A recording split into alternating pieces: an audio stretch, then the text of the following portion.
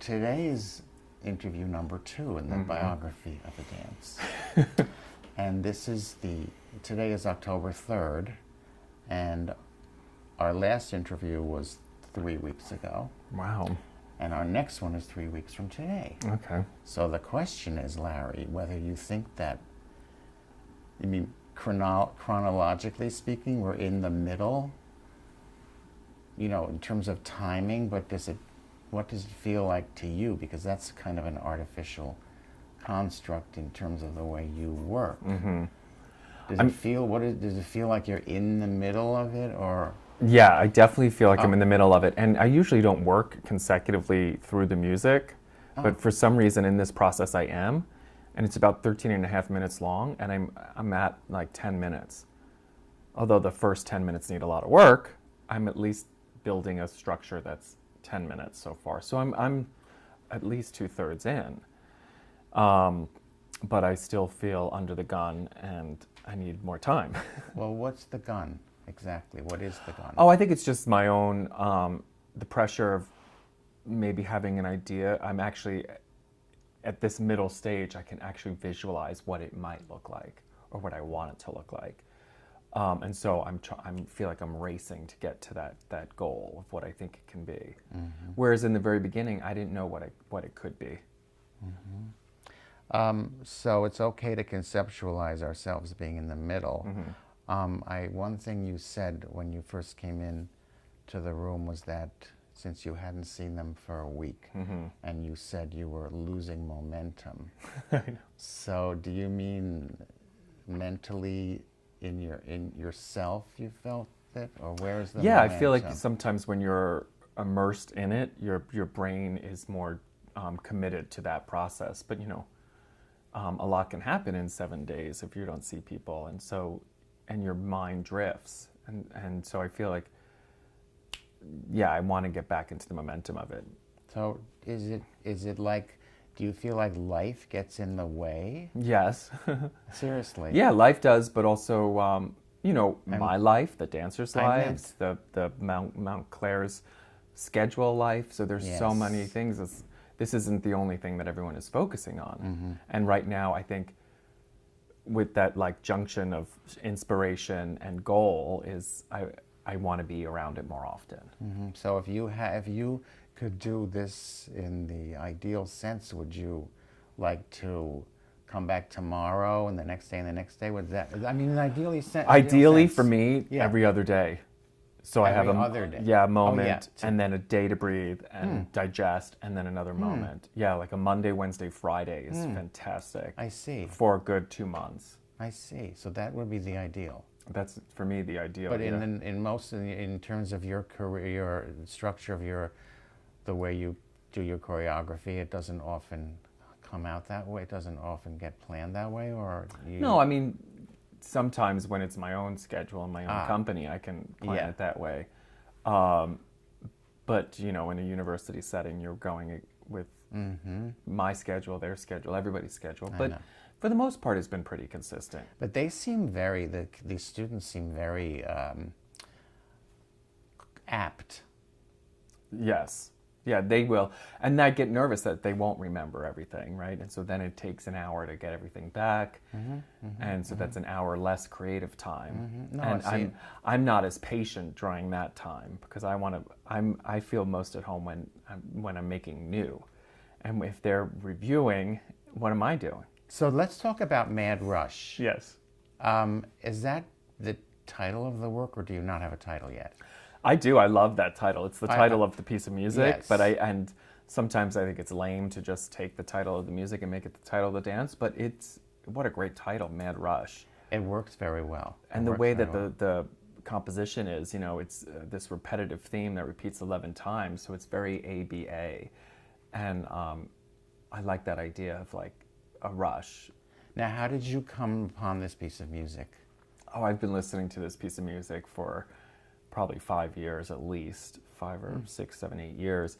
And I usually use it as a warm-up because it's that, almost 14 minutes, and it makes for a nice yoga, a very quick yoga class for myself.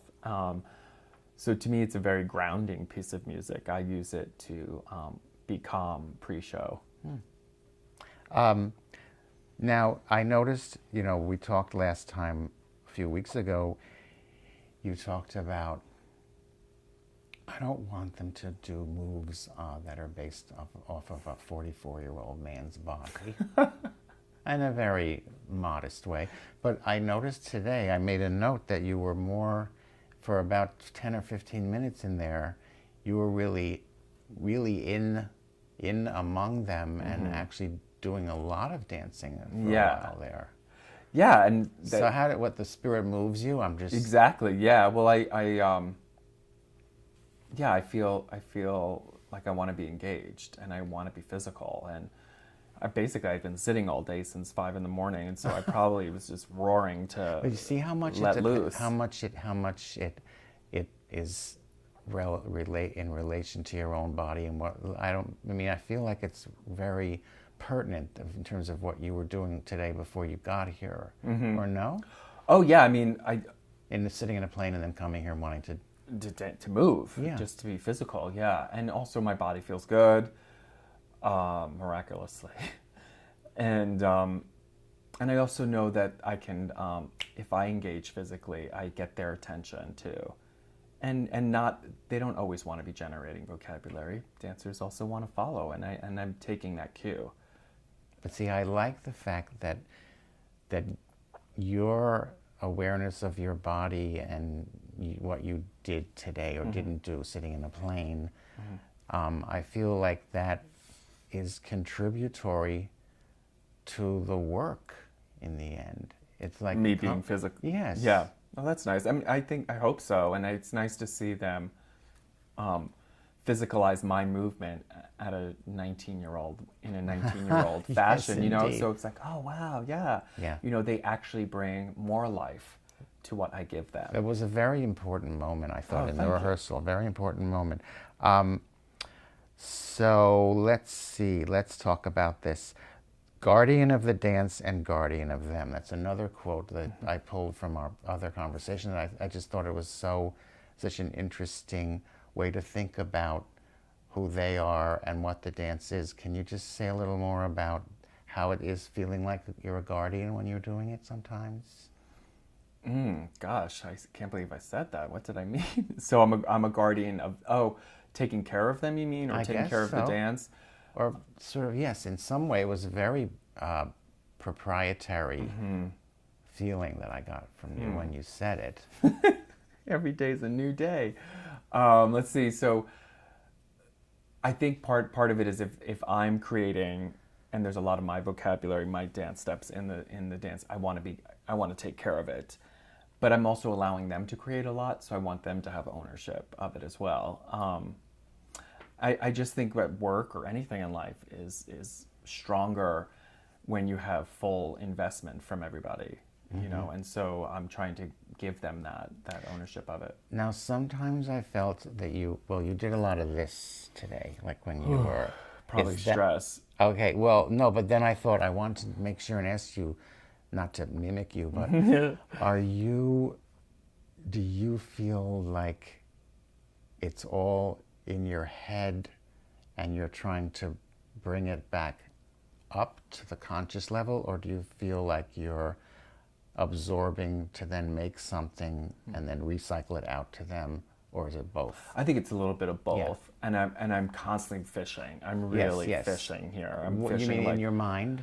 Yeah, I'm fishing for just like anything aesthetically that I like that feels like a nice match to this piece of music. There's they can do something that's great, but it may not match the music or my idea of how that music comes alive. A lot of this piece in particular is about making this music come alive for me because I've been listening to it for so long, and so I want it to I want it to be alive physically. So I'm looking for that, and I'm just constantly test driving ideas.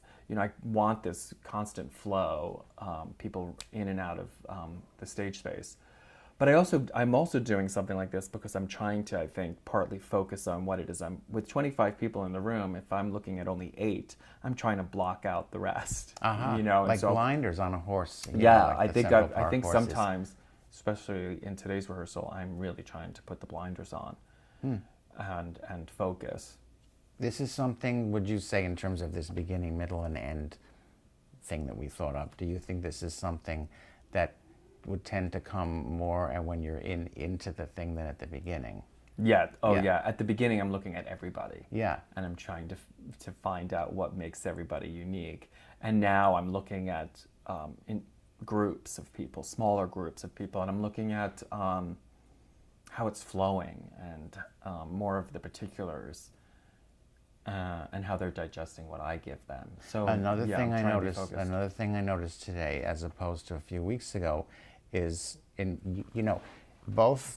Well, I've been to several rehearsals. You're always trying to take the 8 or 4 or 5 or 2, and you're always trying to recycle and make new out of different numbers and permutations. Now, today I noticed that you had the 2 groups of 8. At one point they were staggered like this, and then you said you wanted them to be all like 16 up front. Were you happy? Can you say which was better for you in the end? I couldn't tell whether... Yeah, I mean, I like the idea of this constant conveyor belt of coming out. Of the 16 people, you mean? 16, possibly 25 of them, to see if there's just this constant conveyor belt of 25 people rolling in and out of the wings. But I'm not so sure if I can fit that, and I didn't start designing it that way. So it's like trying to fit a too big of a foot into a small shoe. That's a stupid analogy, but you know what I mean? I'm like, now, what's happening now is, and I'm not sure if the dancers are aware, is that I'm finding the glue. I'm finding the mechanical glue that will make this piece work and that makes sense to me. And a lot of that is the conveyor belt, this revolving, I don't know what you call it, like chain links, like an Escher painting or drawing. Yeah. Like an Escher drawing. So I'm trying, now that I've got the link, I've got the language on how to bring them on and off stage. I'm trying to make that fit. When you say glue, do you mean the actual physical touching of them or the dynamic of... No, I mean like what is the structural repetitive elements that become like in a way glue for me, because I understand like some dances maybe they're just like herds of animals, like like an animal's herds, and this I'm feeling like is more conveyor belt individuals rolling in and rolling out, and it's sort of like what is the foundation of a building. Because I noticed at one point they were trying out quartets. Groups of 4 that you then called them quartets, and there was one sequence where they were lifting.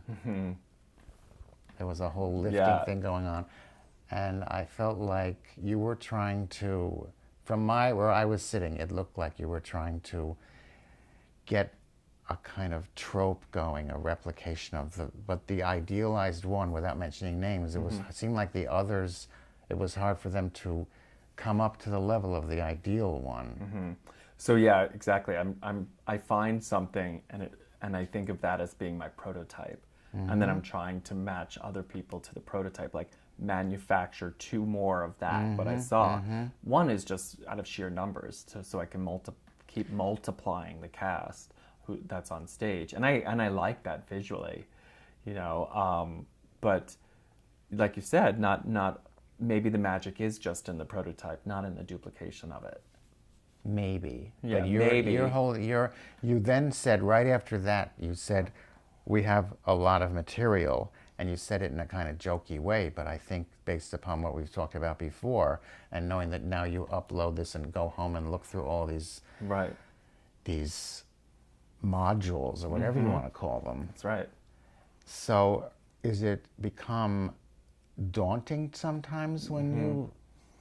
Yeah, definitely. I probably have 60 video clips now that I need to sit through. 3 weeks ago we had 30, now we have 60. We probably have 60 nuggets, and I need to constantly go back and edit that. And I quite honestly, tonight I didn't sift through that material enough. and come really with written notes of what I want to do. But that's part of the momentum of getting getting back into the game. Just as we exercise and train to be dancers, we have to be exercising choreographically. Yeah. No, I see get a little that. rusty. But I also saw today, a deliberate effort on your part anyway, at least from where I was sitting. I thought to myself, well, there is progress toward a goal, but yet when you said at the beginning, you come in with a blank slate in your mind. So is it also symptomatic when you get to this point, like the point of no return? Not to make it sound dire, but like you're far enough from the shore that you can't see the back anymore, and you see the other side. Do you feel like that does create the need for more material? I think probably that was the energy today that I was feeling like, oh, we're almost halfway to the other island. Let's fuel it. Where actually, I probably have enough material. It needs to be reimagined or textured, or I think the dance is all there. I just need to take a big old deep breath and repeat something, or thematically make something different, or flip it around. I think it's all there, actually. Because you have several times you asked 10:44, I guess. Is that where you're at now? Or yes. Like out of 14, is that the idea? Yeah, it's about 13 and a half. So when they say that, when they say 10:44 and you say it's 13 and a half, those are time numbers on a clock. But thematically, do you feel like you sense that it's there in that regard too? The thematic core of it is there. Is that what you're saying? I think the thematic core is there. I just want to get the shell so that I can fine-tune the themes, right? So I feel like I just want to get to the end, but the end, I already have the end. I just need to pluck it out of the beginning. That's how it looks in your mind? Yeah, I mean, I think that this is a very circular, like, it's going to be ABA probably, or something like that. And I need to just relax and maybe not make anything more, but maybe it's my turn to play, not the dancers. I see. So you have like it's like a mosaic, not to stretch it, but you have all the little pieces, and they're all going to make a picture, and you're at the point now where you can pick and choose the pieces, but the pieces are already there. Yeah, I don't need to add more pieces, actually. And I think that was a little of a struggle in today's rehearsal, was that I was trying to add more pieces to get to the other side, but in actuality, I just needed to recycle. Okay, but not to confuse the matter, but knowing your psychological attitude, I mean, is it feasible that when you come back next Monday and the Monday after, that you might, in the interim, think of some new piece? Not to contradict you. No. Oh yeah, I can totally. And now that I'm back, my mind is like, even just sitting here talking, my mind is triggering some ideas, right? And that comes through the exercise of choreographing and being in rehearsal. But I also feel like I might come back and finish the sketch. I don't think I'm far off. And you trust your instincts, because you've always said that, and I can see that you obviously do. So let me let me wrap up this conversation with this. The last thing you said, which I thought was it really was a wake-up call to them. I felt you said, a lot of the roles will be multiplied. Can you just explain a little bit to me what that? I mean, can you just explain that a little bit? So I was watching it earlier today on the video. And I'm watching the video, and I see 20 people on the sidelines, and I see 5 people on stage. I'm like, I know you don't what? Like that. I don't like that necessarily, but you know what? I can actually multiply the 5 that are on stage and make it 10, and it might be more exciting, but it will also engage them. I think part of my responsibility is not only to make a dance, but is to show these dancers a process, but also to get them dancing. I mean, like we chatted earlier, but I'm a dancer. I was a dancer, so I want them to be dancing. Yeah.